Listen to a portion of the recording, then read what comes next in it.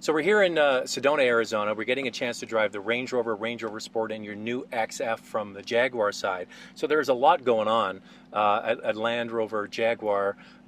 This is the beginning of a bit of a vehicle offensive, isn't it? It's actually kind of we're in the middle of the vehicle offensive. We've had a lot of new Land Rover products. Now we're switching over to the Jaguar side and refreshing that entire lineup. We had F-Type about 2 years ago, which was the start of the Jaguar product. But now it's an all-new XF, and then shortly thereafter we have XE coming and FPace coming. So it's really broadening the reach for the Jaguar lineup. So the XF is your mid-size performance sedan. That's your bread and butter car in the Jag line, right? Absolutely. That is the bread and butter car in our lineup currently, but as we introduce XE and FPace, those segments are actually much larger, so we're going to be playing in a bigger pool, and we think those will actually grow in volume, and they'll surpass the XF. So the XE is a smaller car, so that's your I guess the benchmark for many decades has been the 3 Series BMW. So that's kind of who you're going after, right? Absolutely. That is the benchmark in the category. We're not going to just introduce a Me Too product, or we're not necessarily trying to copy BMW.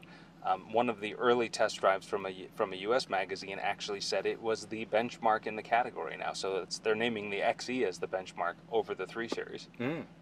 And how much money has been invested in the company? So you've got the parent company, Tata. Have they made a huge commitment to Land Rover Jaguar? They absolutely have. That's been one of the most refreshing things when we were sold and Tata bought us. They have approached it as it's their own. It's our own destiny now. It's Jaguar Land Rover's destiny. Here's the proud parent. Here's some money, and what's your business plan? How are you going to grow? How are you going to make us a whole bunch of money in return for our investment? But they're not fiddling with the engineering and the making, the design. They just let you run it. Well, as an example, one of Tatas' businesses is steel. They're in the steel business, and yet we're making all of our cars out of aluminum. So right. If that tells you that they're not meddling in our business, nothing does. Because I get a lot of people say, well, it's owned by an Indian company. Because Indians aren't known for making great cars, yeah. So they're kind of new to the whole automobile game.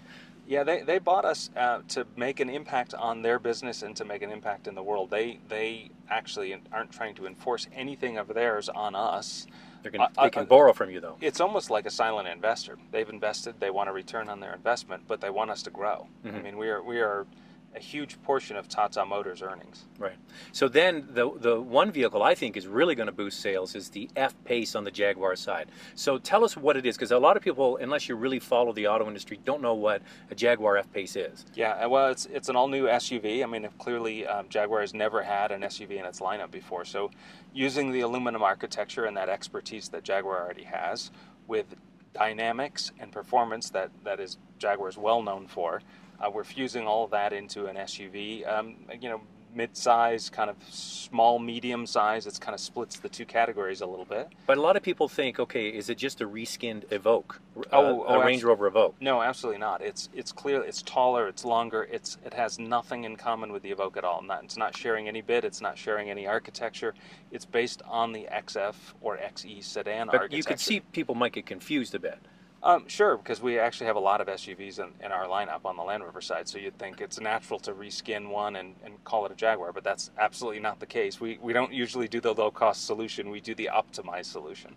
And the thing is that that really is the fastest growing segment in the auto industry. Absolutely. Small to mid-size SUVs, people can't get enough of them. Yeah, absolutely. I mean, it's going to, clearly from the response that we've had already, and we've had only a few cars at auto shows, and that's all people have ever seen. We're getting lots and lots of pre-launch interest already, so it's striking a chord, and people, I guess it's a question we've never asked, but lots of people have probably said in their mind, well, if Jaguar had an SUV, I'd certainly give it a shot. I'd look at it. I'm sure it's going to look great. I'm sure it's going to drive great. So why wouldn't you? So if it's a performance luxury brand, and this is going to be a performance luxury crossover. Yep. So who would be your closest competitor? Would it be the Porsche Macan? Yeah, Macan. It's very insightful for you to pick that. That's probably the best example. But it's not going to be that price. It's not going to be that price at all. It's actually, I can only quote the U.S. price, but it'll start at about $42,000 in the U.S., which is incredibly reasonable for the size and specification of the vehicle. All right, now let's shift over to the Range Rover side. We're sitting in, what are we in, a full-size Range Rover? We are in a full-size Range Rover. And we have the engine running, but I bet you can barely hear it. There's a new mill under the hood. Yep. It's the new 3-liter diesel, or TD6 you call it, at right. Range Rover. So, and I have to say, I have a diesel car myself, and I drive lots of diesels in Canada. We like our diesels. This has got to be the quietest, I think, application from a manufacturer. You did a great job with that. Yeah, no, our engineers did a fantastic job, and we actually, before this engine was finalized and the specification was finalized, we did some testing in the US, and we put people in cars and had them start them up and take them for a test drive, did a little comparison test, and not one person in 3 cities across the US could identify that that was a diesel. They didn't say, hey, what is this? They had no idea it was a diesel. But they probably loved all the torque. They loved the way it drove. That's what I was going to say. They loved the way it drove. They have no idea. They just thought, well, is it like turbocharged? Is it supercharged? I don't know what it is, but I love it. It makes so much sense. I mean, I say all day long, if you're going to have a mid to large size SUV, diesel's the way to go. You need all that torque, that inertia to get it going, and cruising along, it uses less fuel. It's the perfect marriage. And I mean, the home country of Range Rover, it's got to be like 90% people buy diesel. Oh, absolutely.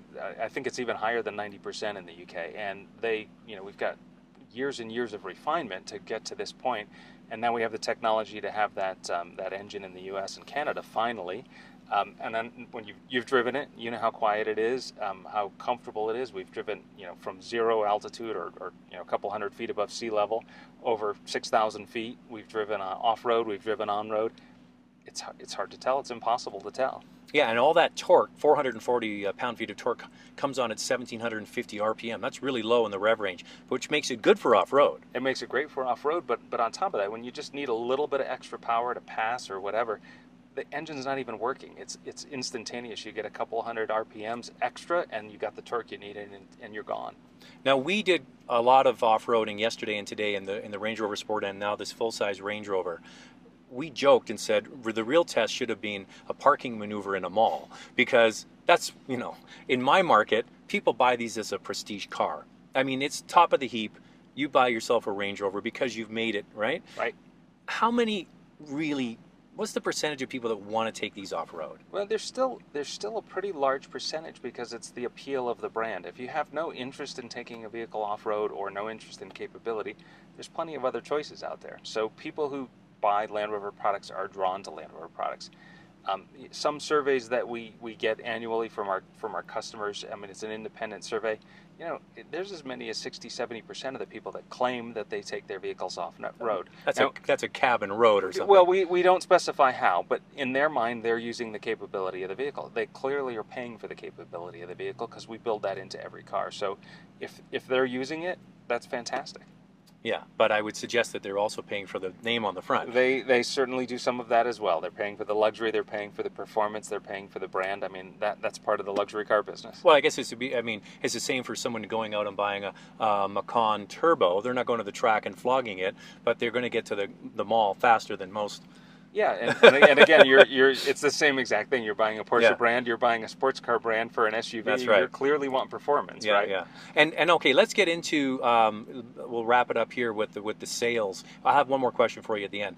So, what are the sales like at Land Rover Jaguar? Shooting the lights out, I'm guessing. Yeah, we had a record year last calendar year, and so far this year on the Land Rover side of the business, we actually surpassed last year, which was a record year, in October.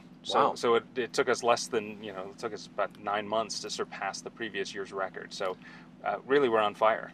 And there's always, the old jokes about Jaguar. You needed two, one to drive while the other one's in the shop. And I know that's a joke, but here today, state for people who don't know, Range Rovers are not reliable, Jaguars are not reliable. What do you say? I say drive one, and you find out. If you think that our cars are unreliable, I think that you need to evaluate it for yourself. The cars are completely different. You can't rely on folks who've never driven one, who've never bought one, who are commenting on the internet about something that happened 20 years ago. It's not your grandpa's Range Rover. Nor his XJ or his whatever. I mean, the cars are completely different.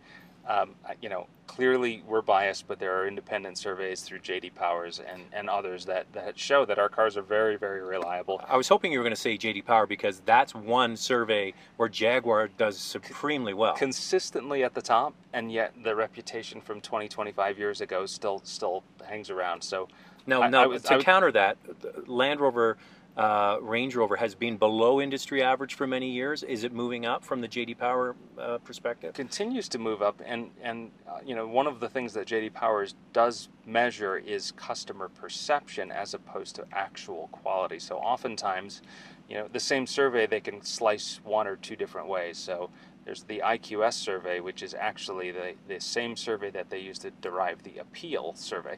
So we score at the top of appeal, meaning the people who bought the car absolutely love the car, but on the IQS side, you get a lot of design feedback, and that design feedback they call quality, but it's not really quality. It's, I don't like the way this knobs button are pushes here, or something like that. And that's what I say to people is, like, people, like the studies have shown that Range Rover has been below industry average for quality studies, but you ask Range Rover owners, would they buy another one in a heartbeat? They're at the very top in terms of loyalty. And Range Rover in particular. I mean, most Range Rover customers don't shop anything else. They just go buy the new one. Lovey, get a new Range Rover. Of course. there really isn't anything else like it. It's a very unique combination.